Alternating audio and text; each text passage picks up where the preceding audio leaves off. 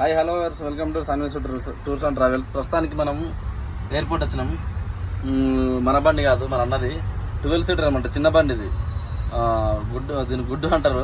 చిన్న బండి, ఎస్ఎంఎల్ఏ చిన్న బండి. అయితే ఎయిర్పోర్ట్ మన పికప్ అండ్ డ్రాప్ అనమాట. సో నేను వచ్చినా మీరు కస్టమర్లు దింపేసిన వాళ్ళు వెళ్ళారు, వెహికల్ పార్కింగ్లో పెట్టినా. జనరల్గా అయితే 12 సీటర్ బండ్లకైనా కార్లకైనా 250 పార్కింగ్ ఉంటుంది మినిమం 1 అవర్కి.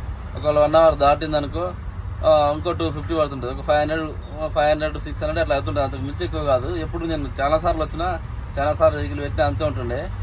అయితే రేట్లు పెరిగినాయంట సడన్గా, మనకు తెలియదు ఆ సంగతి.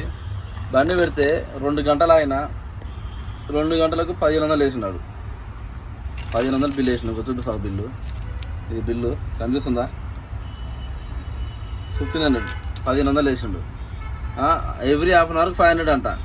అంతటి గొడవ పెట్టుకున్నా. అదేందా నాకు ఇంత రేట్ ఎట్లా చెప్తున్నాను? 250 500 ఉంటుంది కదా, 1500 ఏందని అడిగితే నువ్వు బండి సైడ్కి అప్పి పోయి ఆఫీస్లో మాట్లాడుకొని రాపా అంటుండు.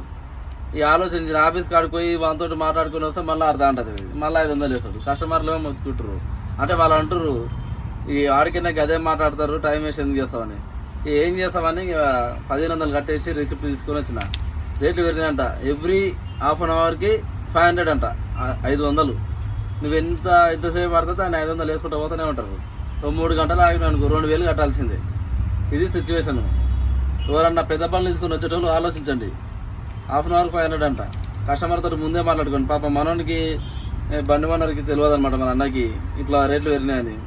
నాకు ఇవ్వాలి అట్లా బండి పార్కింగ్ పైసలు 1500 బొక్క కిరాయిలా. కస్టమర్లు ఏం చేయరు, మీరు మాట్లాడుకోవాలి కదా ముందుగా, మీకు తెలియదా అంటారు.